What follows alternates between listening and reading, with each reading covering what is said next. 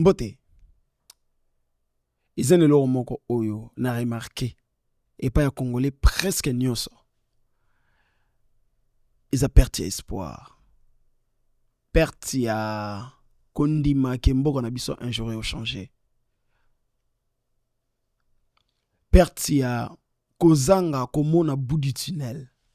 Ils ont le la biso nyonso tous na ténèbres. Tous na ténèbres. Quand ils ont la reçu courant et kei ozolu kesika o simba ozobanga soki lokolo tout na quelque part. Na moment ozo moni lokote avant que miso yo komesa na molili.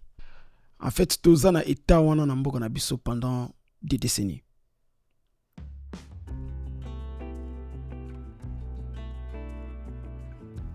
Donc, lelo tokoma koloba yonde mto bongisa mboka ngo. Yonde mto bongisa mboka ngo. O eza langage o ebimaka na munoko ya majorité ya congolais. Ou encore na esprit na biso na mitu na biso ezaka ke bato baza na pouvoir baza wana. Et puis mutu oyo koleka bango na pouvoir oyo kolenga bango na makasi ayo kolona bango yé pas du tournaye à s'enrichir, enrichir ba proche na ye, enrichir famille na ye. Et puis yé pas kei. Et le goza inculqué na mitu na biso ba congolais na minito yango wana. Et aussi pasi na kubanga kolobela politique. Tozo yima na coin na ba terrain balé, tozo yima tango tozo mela ba bière, tozo yima surtout kutana ba fête, tozo yima surtout kutana ba matanga, amboka na biso. Il faut tout élément, il faut tout loba. Le fait de dénoncer, c'est déjà une forme de participation. Mais il faut qu'on dénonce, faut trouver des canaux, il y a qu'on dénoncer. Que ça ne va pas, ça ne va pas. Ça ne va pas, ça ne va pas. Ce qui se passe depuis 30 ans dans le gouvernement au sala. En fait, c'est comme si na lié pendant 2 jours. Na moni na biloko, ozape na biloko, ozana pondo, ozana madeso, ozana biloko otuliaka. Mozo opesanga mukate moko. C'est ce que vous faites avec vos réhabilitations, c'est ce que vous faites avec vos réaménagements, je sais pas. Toko réhabiliter. Non, on ne veut pas de réhabilitation. Biloko bolakisa biso moderne. Est-ce que vous savez ce que c'est moderne au Congo? Na Congo tolobaka trop moderne. Ce qui est en Chine est moderne. Ce qui est en France est moderne. Ce qui est aux États-Unis est moderne. Ce qui est même en Chili est moderne. Je ne veux pas de modernité au Congo. Même Babylone Botongi na Gombe, en tout cas, pardon. Bolimsanga, c'est pas moderne.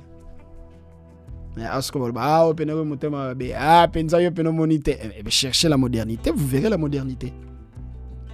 C'est pas ça la modernité. Médiocrité et na niveau nyoso. Médiocrité na transport, médiocrité na éducation, médiocrité na distribution en courant, médiocrité na distribution en maïs. Lobby ba élection zoya. Tout qui m'a sous pour tout s'enrichir. Tout comme m'a sous ba député car pour que $21 000. Tout comme m'a ba gouverneur na ba ministre car pour tout s'enrichir car biso moko. Est-ce que bobi que un jour nous sommes aussi là? Mutoko ya ocha ordre. Mutu moko boy akoya ko cha ordre. Tu es baraté mo buto kinda. Mukolo ezali oyo mboka na biso ko telema. Yo za la grande puissance d'Afrique. Mboka na biso ko telema oyo na ba pays occidentaux ba koma ko banga. O ba ozanelo ko père ko lobater ko dicter na mboka na biso.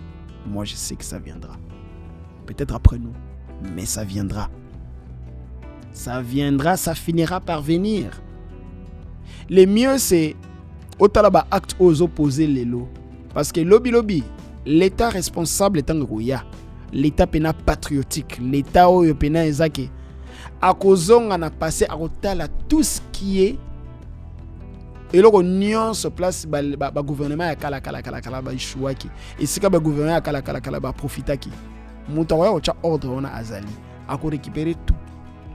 Ba enrichissement illicite au Salema parce que ndenge to vivre ba te belé ba komaka sur nous, sur vous, sur ba te belé ba to ba komaka Peut-être même pas.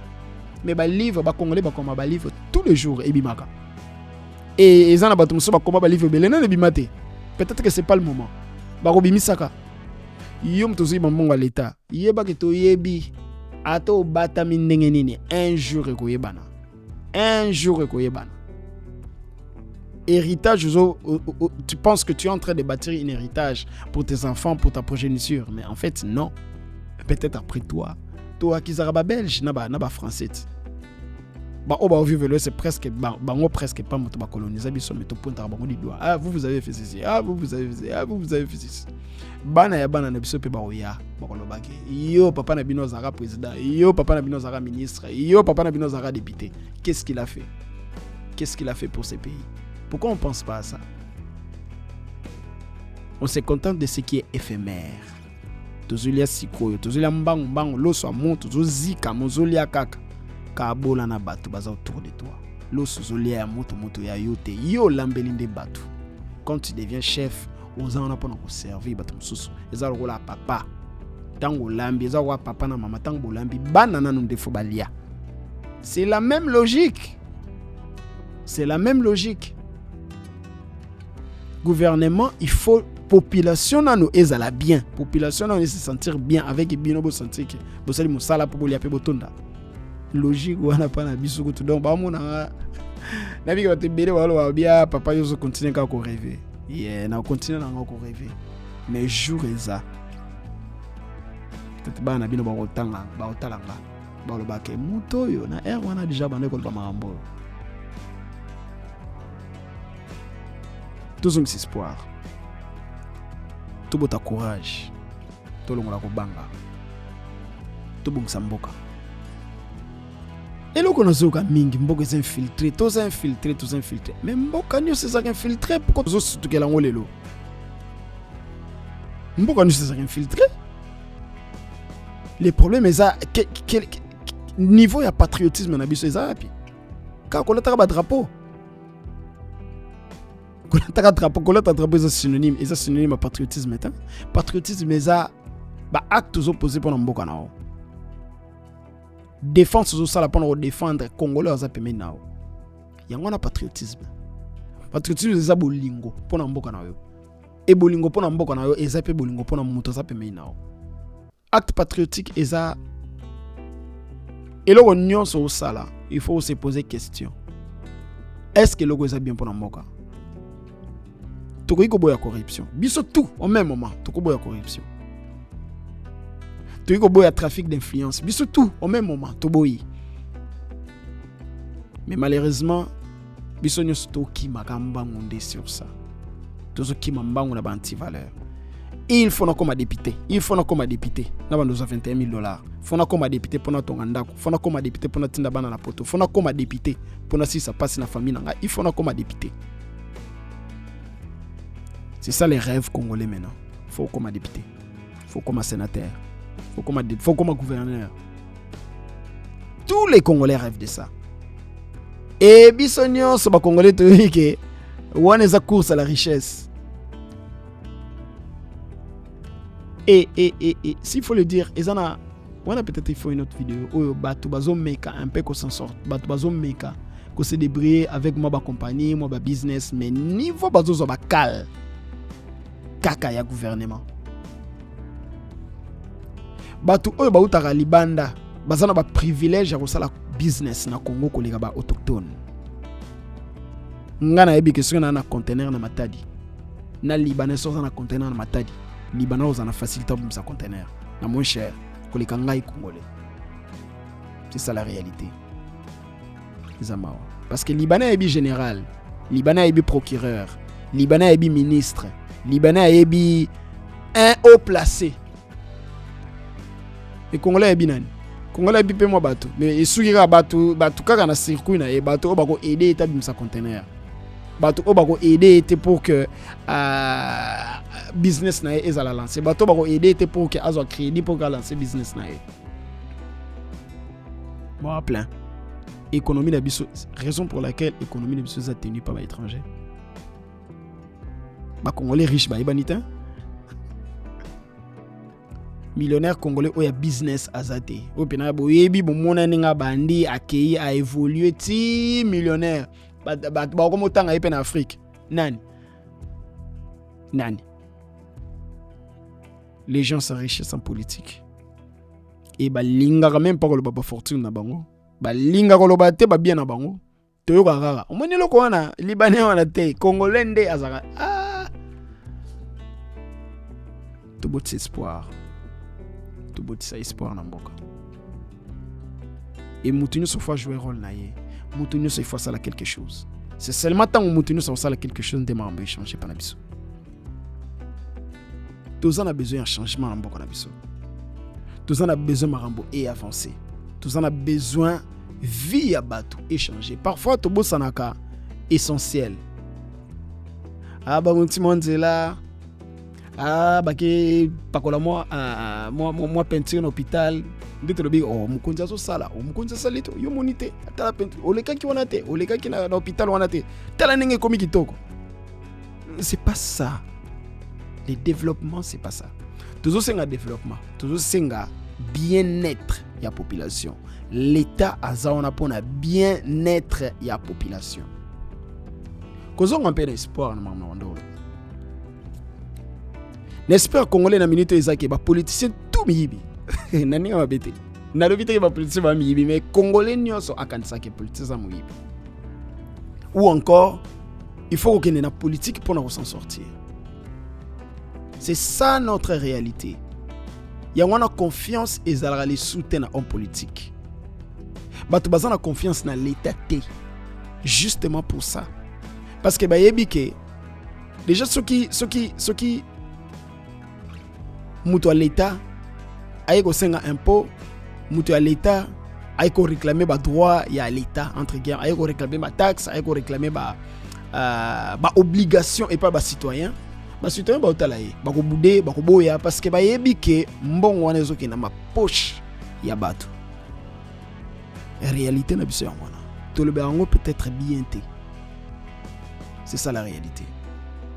Tant que les policiers ba telemi na nzela, même ceux qui ba telemi si mutu, même ceux qui kompagi mabe, batu biso batu tozoleka ndenge to moni ka ba roulage ba telemi liboso chauffeur, to yebika ke ba roulage ba osenga mbongo. Chauffeur peut-être pas ça ene l'autre.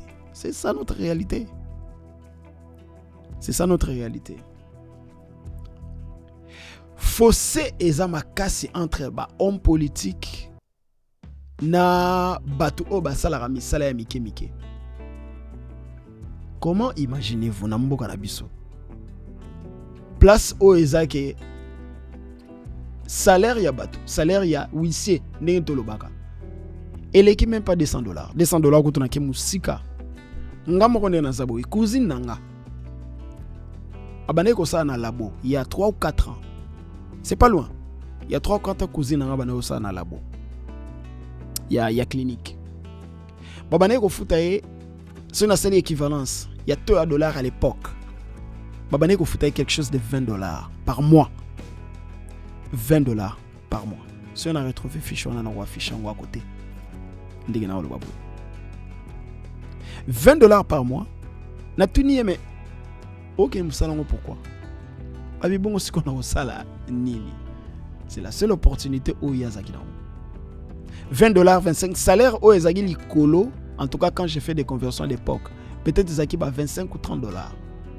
Et atinde la fiche ya année mobimba. Ya paye. Alors qui sanga comment elle était payée par mois.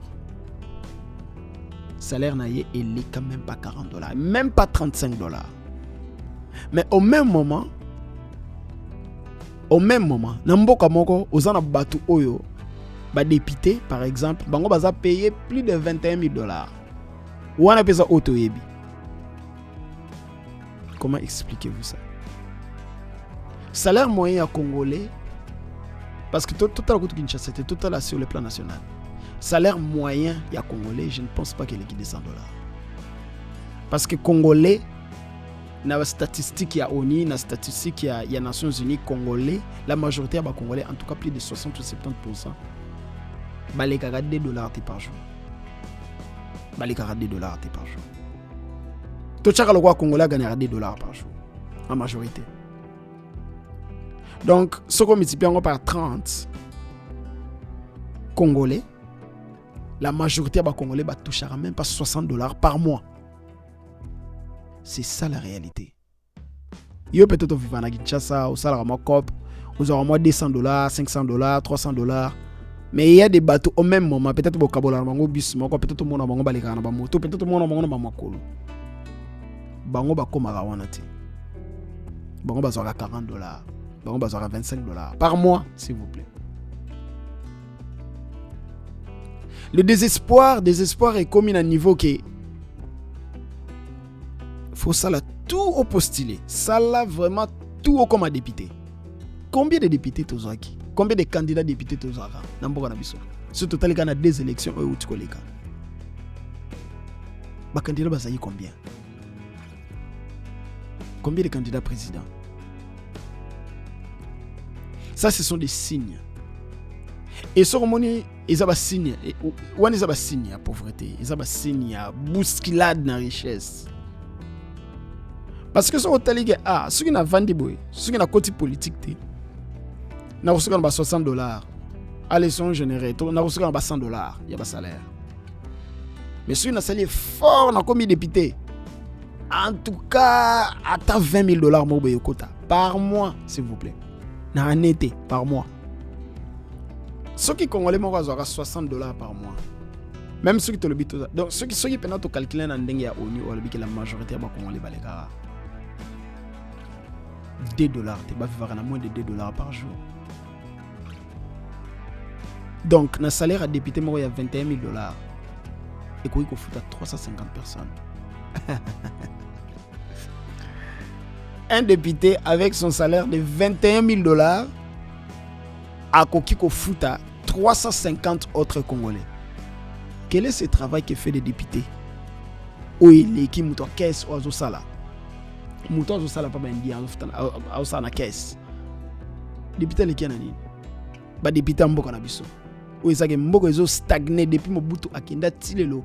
On n'a jamais fait mieux que biloko ba belge batika. Faut total la mboka na niveau wana. Ce n'est pas ce qui tokuta ki fondation automatique mire ndé tolobi ke atose musala non. Les autres sont dans le 21e siècle. Mboka faut rayonner ko leka ndenge ba belge batika la en 1960. Tout ça en 2025.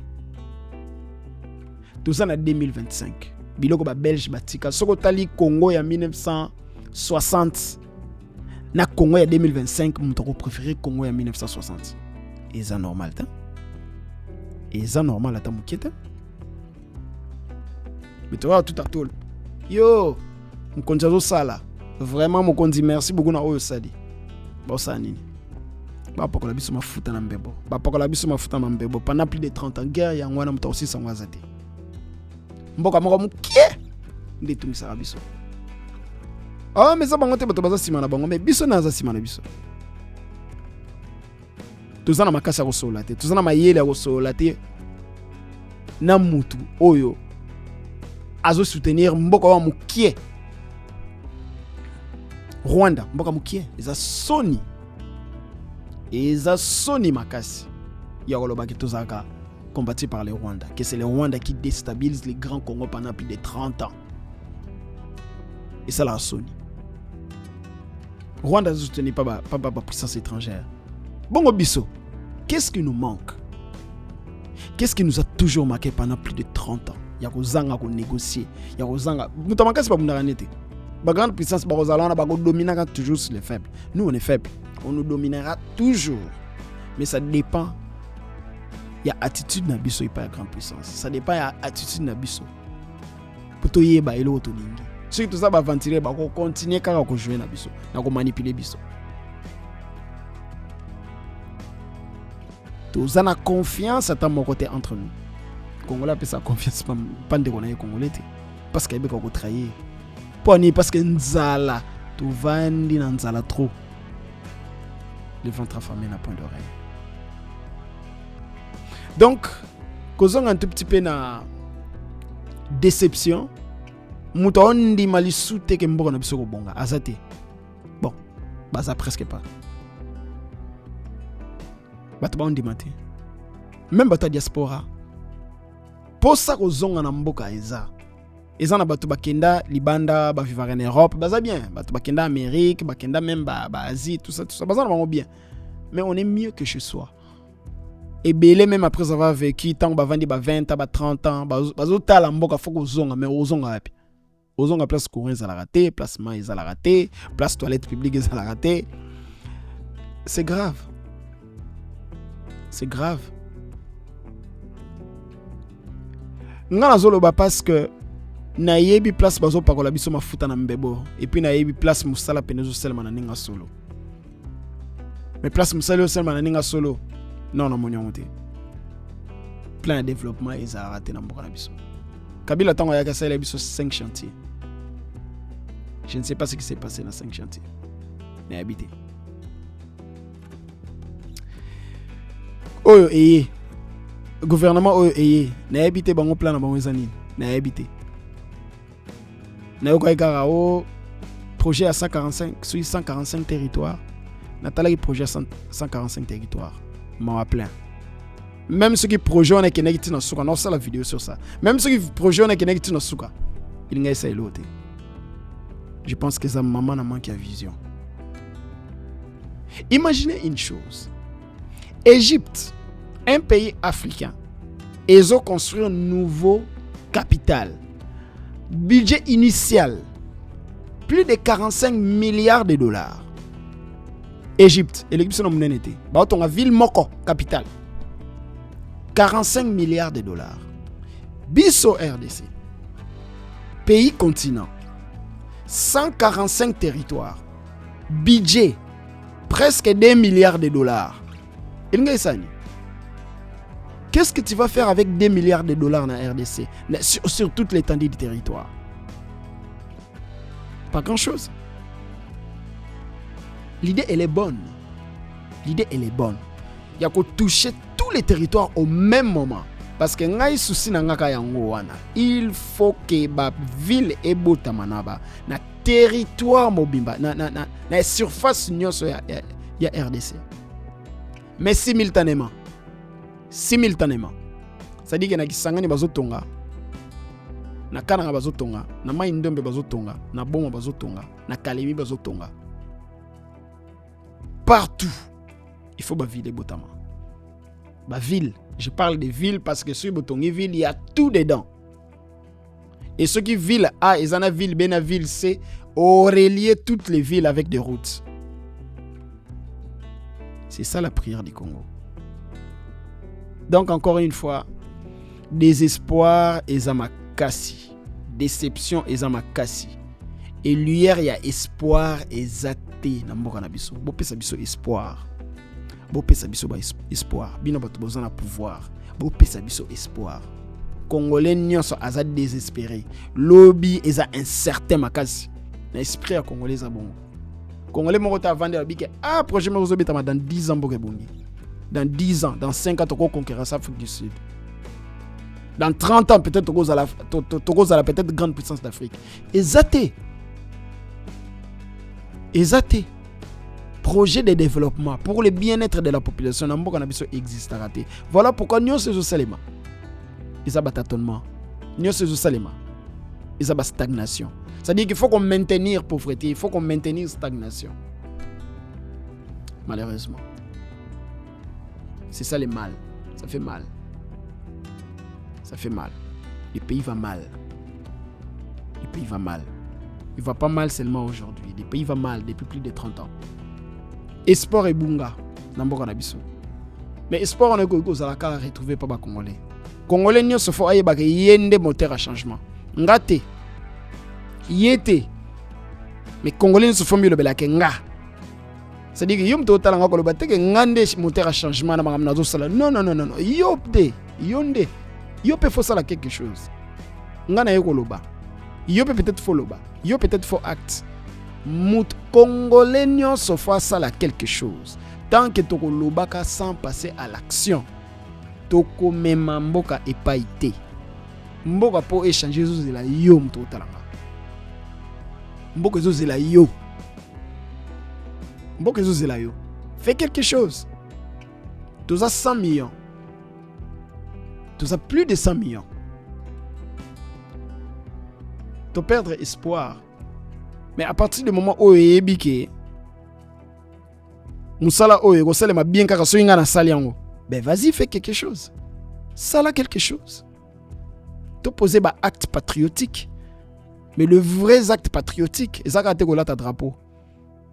C'est ça que tu as mur, drapeau, que dessiner drapeau na mur. C'est pas ça les actes patriotiques. Tolinga mboka.